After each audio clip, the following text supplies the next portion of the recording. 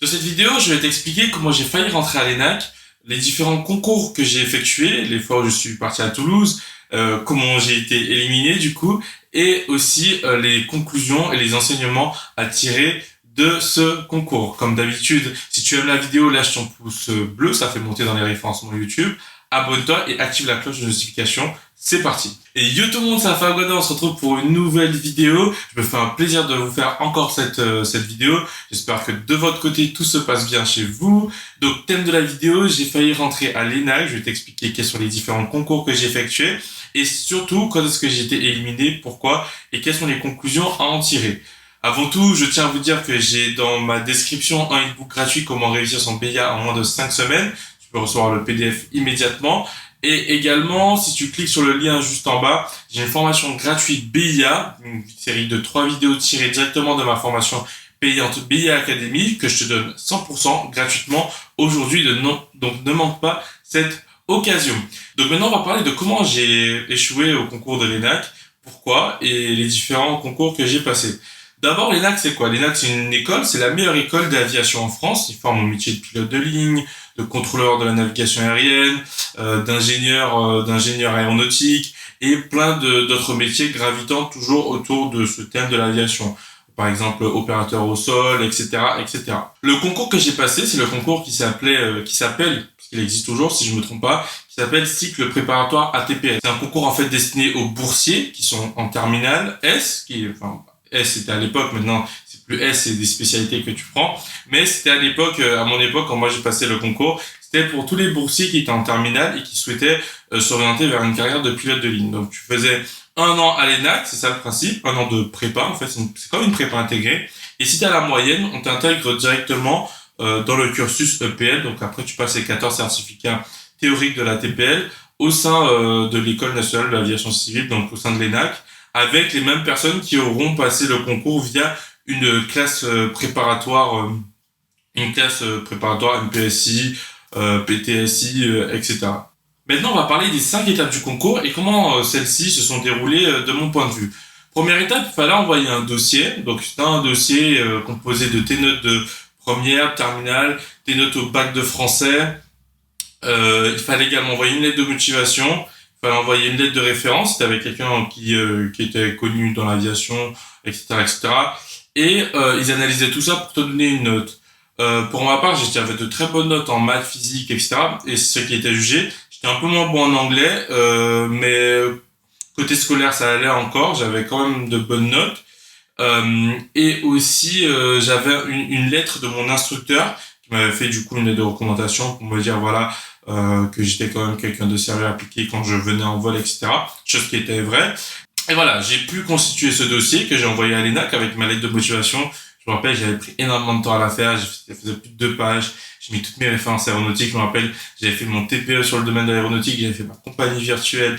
J'avais fait énormément de choses. J'étais vraiment passionné d'aviation. Enfin, je suis toujours passionné d'aviation. À l'époque où j'ai écrit cette lettre, j'étais super passionné. Et donc, je pense que ça a joué énormément à ma faveur. Sachez que pendant le concours, en fait, à chaque fois où on dit qu'on est accepté ou refusé à chaque étape, on connaît pas nos notes. On sait pas combien on a eu. Donc, à ce moment-là, je sais pas combien j'ai eu à ma note de dossier, mais il a été accepté. Bon, moi, j'ai eu la note tout à la fin du processus. Donc, en fait, j'ai eu 18,2 à cette note de dossier. Donc, j'ai eu une super note. Je vais essayer de mettre un petit screen du site de l'espace du coup candidat de l'ENAC pour vous prouver tout ça. Et puis, comme j'essaie de faire preuve d'une totale transparence, donc je pense que c'est la moindre des choses. Donc, j'ai eu 18,2 à ce dossier, en fait, à cette note de dossier. Donc c'était plutôt bien. Bon, à l'époque, comme je vous l'ai dit, je savais pas quelle note j'avais ou pas. Je savais juste que j'avais été accepté. Pour l'étape numéro 2, donc j'ai été convoqué du coup pour des épreuves de maths et de connaissances aéronautiques. D'accord? Donc je me rappelle que j'étais en Guadeloupe, et avec le décalage horaire, pour passer le concours en même temps que les gens qui étaient en France métropolitaine, il fallait que j'y aille du coup à 5 heures du matin à la tour de contrôle, je me rappelle. Donc j'étais super fatigué, mais je me suis levé. Bon, bien sûr, j'étais motivé, je crois que j'ai même pas dormi de la nuit. Et puis j'ai fait le concours. Pareil, à la fin, ou peut-être 2 semaines après, ils ont accepté cette partie-là. Donc j'ai pu passer à l'étape supérieure. Pareil, je savais pas mes notes, mais maintenant que je les ai, je vais vous mettre le petit screen ici. Donc j'ai eu 14 en mathématiques et j'ai eu 15 en connaissances aéronautiques. Donc j'étais super content d'avoir été pris la troisième étape du concours. La troisième étape du concours étant les Psy 1 qui se déroule à Toulouse. En fait, c'est une batterie de tests psychotechniques et psychomoteurs qui permettent de savoir est-ce que tu es quelqu'un, pour eux, apte à suivre la formation ENAC et quelqu'un apte demain à être pilote de ligne à satisfaire toutes les exigences.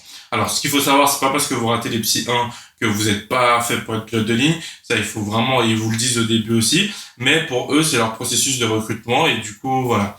Donc concrètement, je suis parti à Toulouse. Faut dire à l'époque, j'avais 16 ans, je suis parti tout seul à Toulouse. C'était vraiment une expérience super enrichissante. Bon, on va en parler juste après avoir présenté le concours. Je suis parti à Toulouse et pendant une journée, je vous mens pas, c'était une journée mémorable parce qu'elle était vraiment, vraiment, vraiment très, très dure. Il y avait énormément de tests, il y avait des tests d'orthographe, il y avait des tests mathématiques, il y avait des tests de logique, il y avait des tests de calcul mental, il y avait des suites logiques de dominos, de cartes, il y avait plein de choses super, super intenses. Et en fait, ça allait vite et t'avais jamais le temps de finir. Il y avait des pages à lire, des trucs à restituer. Enfin voilà, c'était vraiment super intense. Et l'après-midi, je me rappelle même qu'on a fait des tests psychomoteurs. Les tests psychomoteurs, ce sont des tests qui permettent de savoir est-ce que tu es capable de faire plusieurs choses en même temps. Mais je me rappelle que ce test-là, il était vraiment dur parce qu'on avait genre deux joysticks en même temps. Donc il fallait, sur l'écran en bas à droite, je crois, il fallait suivre un point avec le joystick. Sur l'écran en bas à gauche, il fallait faire des trucs avec un autre joystick. Après, il fallait appuyer faire des calculs mentaux en même temps. Donc il fallait donner des réponses, tac tac. Donc tu es en train de faire, t'entraînes sur le truc, hop, il y a un calcul qui arrive, tu calcules. Et après, il y avait un autre truc à faire, appuyer sur des lettres et tout. Enfin, c'était l'horreur. Il fallait faire 4 choses en même temps. Mais la chance que j'ai eue, c'est que moi, quand j'étais élève pilote, mon instructeur, il me faisait faire beaucoup de calcul mental en vol. Puis moi, j'adorais le calcul mental. Il me faisait faire beaucoup de... Alors, pendant que je pilote, derrière, je suis obligé de faire mon log de nav, calculer mentalement, etc. Tout ce que j'avais à calculer. Donc, en fait, c'est ce qui m'a permis aussi, pour ces tests psychomoteurs, de réussir, de réussir cette partie, en fait, à la fin de la journée, de tests psychomoteurs. Donc, cette journée était horrible. Honnêtement, moi, je pensais pas passer. Je pensais vraiment pas passer, à part les tests psychomoteurs que je savais que j'avais plus ou moins bien réussi. Tout le reste, je me suis dit, mais comment ils vont faire pour juger tout ça?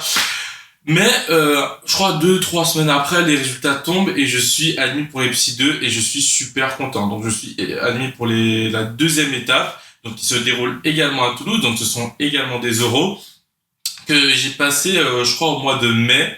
Donc j'ai dû m'absenter une semaine de cours. Puis je suis parti à Toulouse pendant 2 jours. Mai ou plutôt juin, je dirais plutôt juin. Non, parce qu'après il y avait le baccalauréat. Donc je dirais plutôt au mois de mai. Je m'en rappelle plus exactement... Parce il y avait le baccalauréat en juin, et je me rappelle non que c'était après le bac, donc j'ai dû le passer début juillet, fin juin, début juillet, ça m'est venu en mémoire.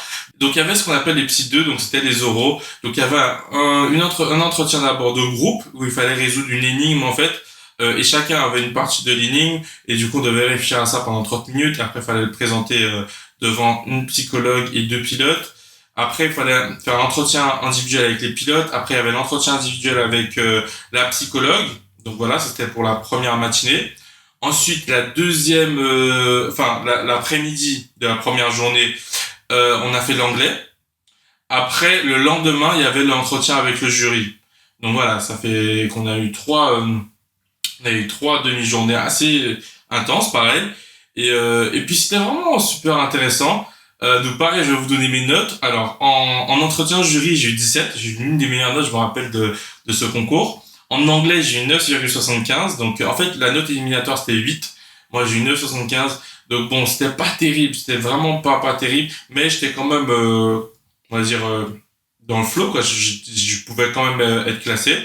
Mais le problème qui est arrivé, c'est que j'ai eu un avis défavorable de la part des psychologues et des pilotes. Et en fait, je n'ai pas été classé. J'ai vu par la suite que, par exemple, par rapport à celui qui est arrivé deuxième ou troisième par rapport à ses notes, moi, si j'avais été juste classé, j'accédais à l'ENAC. En fait, ce qui s'est passé, c'est que la psychologue a le pouvoir, la psychologue et les pilotes, du coup, ont le pouvoir de te dire oui ou non, tout simplement. Et en fait, leur avis fait foi. C'est-à-dire que s'ils te disent oui, alors après, tu as la possibilité d'être classé, mais cependant, s'ils te disent non, c'est-à-dire que même si tu es censé arriver premier avec tes notes, ils te classent pas, et c'est en fait ce qui m'est arrivé plus ou moins.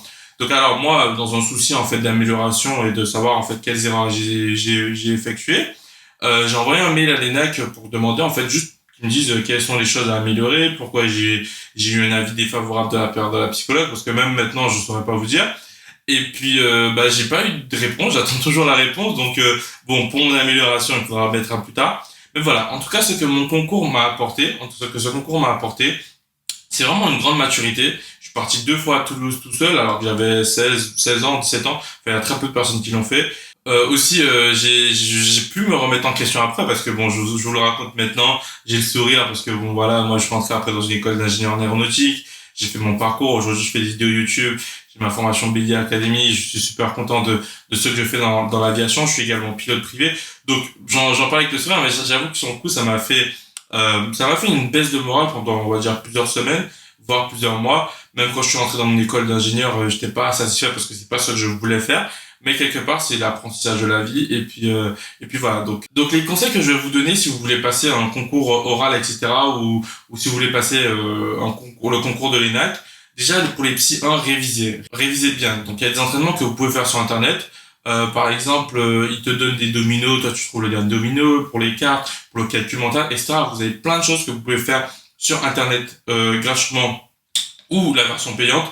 Perso, moi je me rappelle que quand j'avais révisé, j'avais pris la version gratuite, mais d'autres personnes avaient payé pour le faire. Donc voilà, c'est tout à fait possible, mais par contre faites-le. N'arrivez pas le jour de l'examen sans avoir fait avant les tests psychotechniques, psychomoteurs, ça c'est sûr, à 1000%. Sinon, vous pouvez y arriver, hein. Il y a aucun problème. Mais moi, je pense que c'est aussi une histoire d'entraînement. Et après, il y a un peu de génie, on va dire, dedans. Donc aussi, pour les psy 2, pour l'oral, moi, je me rappelle que je m'étais préparé avec un orateur, on va dire, un formateur qui m'avait en fait appris à me présenter, appris à faire, par exemple, l'ancrage au sol pour parler, à dégager ma voix, à regarder l'interlocuteur dans les yeux, à me présenter, parce que se présenter, en fait, c'est pas si simple que ça. Il y a différentes étapes, etc. Il m'avait bien expliqué.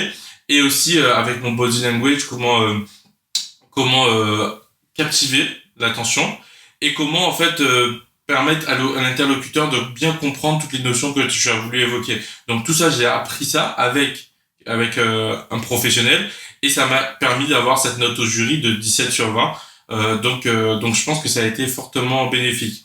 Donc les conseils que je vous donne, c'est que si vous passez un concours comme celui de l'ENAC, préparez-vous, que ce soit pour l'écrit, que ce soit pour les psy 1, mais aussi pour les psy 2, c'est super, super important.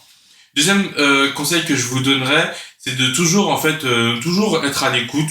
Toujours être à l'écoute, c'est peut-être un conseil bête, mais de ne pas foncer tête baissée dans un exercice, toujours demander, toujours avoir l'humilité de savoir que tu n'as pas toujours toute la réponse, t'as pas toujours tout compris, et puis ça permet aussi ça permet de se remettre en question en fait, et puis je pense que c'est très apprécié de la part des examinateurs, c'est ceux qui cherchent en fait dans un commandant de bord, qu'il soit pas seul décisionnaire à bord, même si c'est le dernier décisionnaire, comme je le dis, mais il y a une cinquantaine de métiers qui gravitent autour de son métier de responsable, de chef à bord, mais il doit prendre en compte toutes les décisions, toutes les compétences extérieures qui ne sont pas les siennes, pour pouvoir, lui, prendre la meilleure décision. C'est une compétence que vous devez, dès tout petit, pouvoir développer chez vous, celui d'être un bon leader. Un bon leader, c'est quelqu'un qui écoute toutes les personnes qui gravitent autour de lui pour pouvoir prendre la meilleure des décisions. C'est tout pour le concours de l'ENAC. J'espère que cette vidéo vous a plu. Franchement, j'ai hésité à la faire, parler de mon parcours, etc.